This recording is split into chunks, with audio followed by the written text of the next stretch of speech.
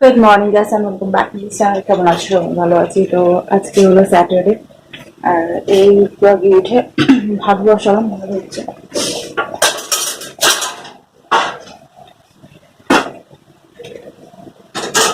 ভাত বসিয়ে দিয়েছি, আর চিলি চিকেন আছে আমার হাজবেন্ডকে দিয়ে দেবো। আমি একটু পরে আবার আমার জন্য কি বলে না, ফুলকপি এনেছিলাম। ফুলকপি আর নতুন আলু দিয়ে তরকারি করবো। দুবেলা হয়ে যাবে, মানে আমার হয়ে যাবে আর দুবেলাও হয়ে যাবে। আর এখানে চা বসিয়েছি, এখন চা খাবো। তো চলো, এখন কোনো কাজ নেই, ব্রেকফাস্ট বানাবো। দেখে চাটা খেয়ে নিয়ে বসে তারপরে আমার চোখের ফুলের মানে রেডনেসটা অনেকটা কমে গেছে, না? হুম, কমে গেছে। হ্যাঁ, বাট মানে চোখের তলাটা না অনেক ইচিং করে। চোখের তলাটা আবার উপরটা প্রচুর ইচিং করে। চলো আজকে হ্যাঁ সত্যি স্টার্ট না করতে করতে খালি এন্ড করবো আমি ভিডিও। এখন আগে ব্লগটা স্টার্ট করলাম কিনা তোমাদের সাথে শেয়ার করবো।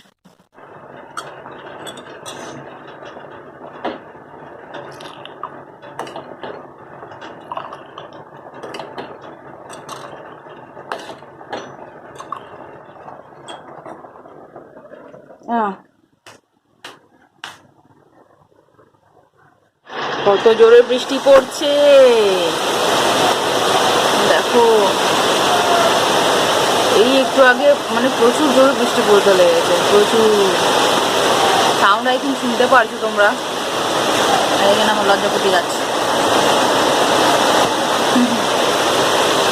আর ফুলগুলোর মধ্যে জল পড়লে কত ভালো লাগে দেখতে, দেখো দারুণ লাগে। খুব জোরে বৃষ্টি পড়ছে রে বাবা, ফোনে সেটা পড়ছে। ভাত রান্না হয়ে গেছে, একটু ভাতটা ঠান্ডা হোক হালকা, তারপরে ভেজে দেবো। আলু তরকারি করবো আর একটু পরোটা করবো, এই আর কি। বসে বসে দুজনে চা খেলাম, ভালো লাগে। আমার এই বর্ষার সময় মানে বৃষ্টি পড়ছে, জানলার ধারে দুজনে বসে বসে একটু গল্প করলাম, একটু চা খেলাম, ভালো লাগে। যাই আবার ব্যাক টু নর্মাল, কত আকাশে এগুলো হবে না, রান্না করতে হবে। যাই, আর বেশি আমার রান্নাটাও লেট করলে হবে না, কারণ পুজো কালকে দুটোর সময় দিয়েছি। পুজোগুলো একটু তাড়াতাড়ি না দিলে হয়। চলো, তুমি পুজো দিয়ে যাবে গো? জ্বর এসে গেছে না? থাক, আমার ঘর মুছতে তো আমার থাক। হ্যাঁ, চলো পরে কথা হচ্ছে। তোমার হাজব্যান্ড খেয়ে দিয়ে চলে গেছে, আমি এখন ব্রেকফাস্ট করবো। আর বৃষ্টি থেমে গেছে। কি অঝরে বৃষ্টি পড়ছিল ভাই ভাই। আমার হাজব্যান্ডকে দিয়ে দিয়েছি ইসে, কি বলো না, ভাত ভেজে দিয়ে দিয়েছি। উনি সস টস দিয়ে পছন্দ করেন না, তো ওই গোলমরিচ আর কি বলো না, বেশি ঝাল খেতে পারে না, ওই জন্য গোলমরিচটা দিয়েছি। লঙ্কা দিয়ে ওটা হা হা করো। তো নুন, গোলমরিচ, পেঁয়াজ আর একটা ডিম দিয়ে ভেজে দিয়েছি ভাতটাকে। আর 4 পিস চিলি চিকেন দিয়েছি, আমাকে জবরদস্তি 1 পিস দিয়ে দিয়েছে। আমি বললাম তাকে খেয়েছি পকোড়া টকোড়া, তুমি খাও না, তুমি নাও 2 পিস বলছো। আমি দু পিস নেবো না, আমি 1 পিসই নেবো। তো 1 পিস দিয়েছি, আমি এখন খাবো এটাকে, এখনই খাবো। দুপুরবেলা ফুলকপি আলুর তরকারি খাবো, এই আর কি। তো চলো ব্রেকফাস্টটা সেরে নিই, পরে দেখা হচ্ছে। এই হলো পরোটা, আর এই যে 1 পিস চিলি চিকেন, চা, আর এই আলু চচ্চড়ি। তো চলো খেয়ে নিয়ে আমি পরে আবার কথা হবে।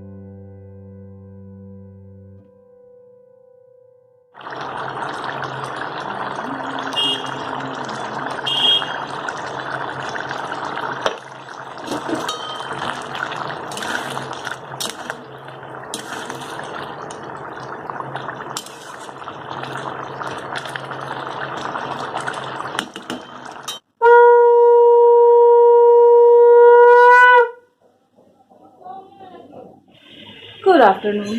তো এখন ঘড়িতে বাজে 12:45। কোথাও আসেন গায়ে সকালে বাইরে আছে, কন্টিনিউ বাইরে বৃষ্টি পড়ে যাচ্ছে। মানে জামা কাপড় দিয়েছি কেচে বাইরে, কিন্তু বৃষ্টি পড়ে যাচ্ছে কন্টিনিউ। আর যখন রান্না করছিলাম তখনই কেচে দিয়ে গিয়েছিলাম। বৃষ্টি পড়ে যাচ্ছে, আর কী করবো, কাচতে তো হবে, জমিয়ে রাখলে হবে না। এখন ভিডিও এডিট করবো, ভিডিও এডিট করা হয়নি না। চলো, রান্নাবান্না তো কমপ্লিট। ভালো লাগছে না শরীরটা, আজকে কিনে কিনে লাগছে। চলো পড়া পাচ্ছি। তো আমি আমার লাঞ্চ নিয়ে বসে গেছি, ফুলকপি আলুর তরকারি, একটা অমলেট। চলো দেখি খাই, অনেকদিন পর ফুলকপি খাবো, অলমোস্ট 1 বছর পর। তো চলো খেয়ে নিই।